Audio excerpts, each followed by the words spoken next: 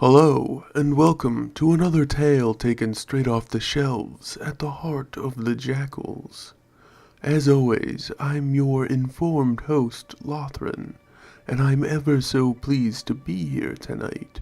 So let's hurry back to work, shall we? Go fetch a filling meal, settle into a cozy spot, and pay careful attention to Fleet Part 6 in Archivist's Envoy.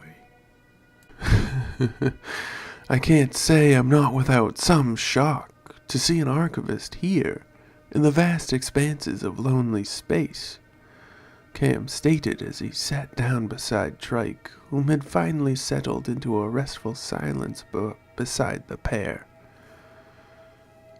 I find it more shocking to learn that there is a surviving contingent of archivists on one of the containment worlds, and that you learned most of what you know from their isolated order. But I suppose the universe is always so full of surprises. The archivist smiled over the knowledge he'd ever so recently gained from Kam. Kath swore, throwing some of her tools in the background of the siblings' private hangar and quarters aboard Epsilon Station. Then she began stripping the old Vu relics again, going back to the drawing board with whatever project she was currently consumed with. I must say, having heard where you grew up and what sort of a stifling environment it must have been, I'm very pleased with how the pair of you have turned out. Inventors and engineers of the highest order. The archivist took a moment to glance back at Kath to observe her delicate procedures. "I did it!" she shouted in glee as a solid hexagon of translucent orange-gold light erupted from a gauntlet mounted to her arm. But catching the archivist's eye upon her, she cast a baleful glare his way and pulled a curtain over her experiments. You'll have to forgive my sister, the archivist back home, from what little you've told me. They must have altered their structure to keep themselves away from the dogmatic observances of the church. Kam leaned forward to whisper to the other man. They kept men and women separate. Men do this, women do that, this sort of thing. He leaned back, speaking at a normal level once more. I think it's part of what makes Kath so determined to prove herself. They told her what was possible, and, well, her being a Novier like myself and our father, the two understandings don't mix too well. Ah, that explains why she wanted to throw me out without hearing what I had to say. I must say now, I'm even more curious to find out what she's learned over the course of her life. The archivist seemed to relax a bit, settling into his current situation in his simple-seeming clothing. I'd heard that the archivists were a neutral sort of order, choosing to stay out of most political affairs. How did you come to serve the Empiriker?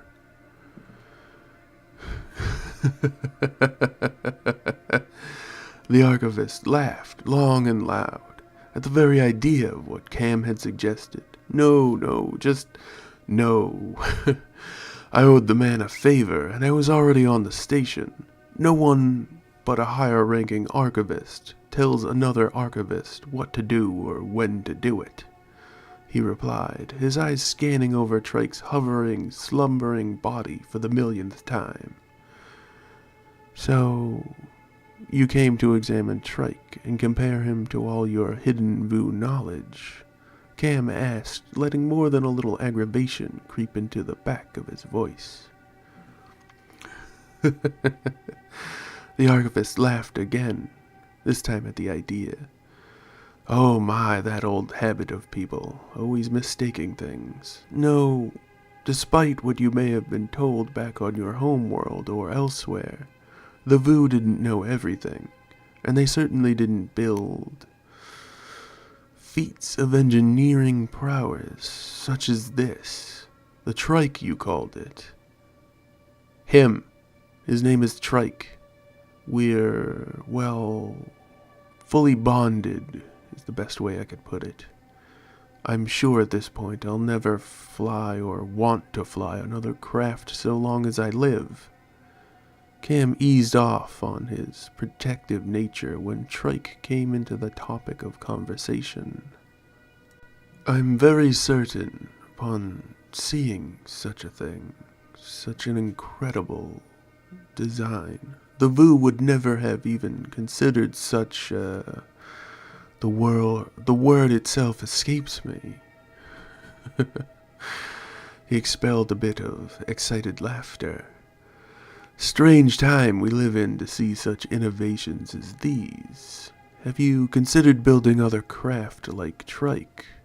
The Archivist asked, sounding completely non-committal in his question. No, I'm pretty sure he's going to grow soon anyway. Grow? The Archivist's eyes lit up like a fully charged blaster rifle. You mean Trike's... he's going to change? Yeah. Kam reached back to stroke at the underbelly of Trike, and Trike made sleepy, echoing notes of contentment in response to the touch of his pilot. Kath put a gun on his belly. She's reworking bits of it in the workshop now. Spends a lot of her time tinkering with weapons and shields. She's the one who taught me all the basics of armor shielding. Enough that I could mod it for a fighter craft like Trike. But that alteration to his body, how do I put this? Trike is a responsive being. At first he fought it, but then after feeling how much I felt the pod was necessary, it's weird. I'm not really sure how to describe it, but he's changing in response to the way I feel, adapting to what I desire him to be, and what I need him to be for me. Fascinating. Absolutely fascinating. Would either of you mind if after I deliver the message, if I come around again, ask one too many questions about your ship? Is it capable of glyph travel? Kam looked rather confused for a moment, but then understood what question he was being asked. Yes, we can glyph with it. The first few times were by accident. I think Trike was doing all the heavy lifting. Kath and I had begun to starve, and I kept connecting out of desperation. We were essentially drifting in space, or traveling, but not traveling nearly fast enough. Trike, he did the rest. I hear what we do is very different from what other ships can do. Yes. The common trait of glyph travel actually comes from Archivists themselves. It only works over a specific distance, and each jump takes a set amount of time. The process is very tedious right now. The man fell silent, almost as if he was afraid to inquire about the difference in the way Kam's travel worked. Distance isn't as much of a problem for Trike and I. I take the burden. Endure great mental torment with each jump. I just think of them as glyphs at this point. Furthest we've gone in a single glyph is from the containment world to Setway Outpost. Kam supplied the information matter-of-factly. The Archivist's eyes bugged out once more. That's 5 systems across. How could you go that far? He almost shouted with the energy hiding under the surface of his features. It only took a moment or so, and then I passed out. A trader found us drifting. Trike woke me up for it. The rest you probably know or can figure out on your own. There was a long expanse of silence, and then the Archivist spoke up. I just remembered something. The Archivist stood up and made his way toward the door after emitting a hurried excuse. You have the package. Good day to you, your sister, and Trike as well. Don't you want to stay and find out what the missive says? Kam asked, taken aback by the sudden, needful departure of the only familiar sort of person he'd run across in all his time away from home. The Archivist responded in a classical and very comforting way for one of his kind to behave. I'm an archivist, Kam young Jackal. I knew what the missive would say before it was ever transcribed. I'd very much like to return tomorrow, though, ask a few more questions. See exactly what you have in this hangar. And with that, the door closed behind the man in his wake. And so it is. Our time together has once more come to a close. I hope you enjoyed the tale as much as I did the telling of it. As always, I've been your scholarly host, Lothran, and this was Fleet Part 6, an Archivist Envoy, another tale right from the heart of the Jakuls. And now we must part ways once again. Korvoth, guide them back along the proper path, back to the safety they know all too well. Yes, sir, Lothran. Oh, it's so very good, isn't it? I love it. I love Fleet. A pleasant greeting and a fond farewell to each and all. Please leave all your comments, questions, and kindnesses down below. None of that awful, terrible, or rude stuff, though.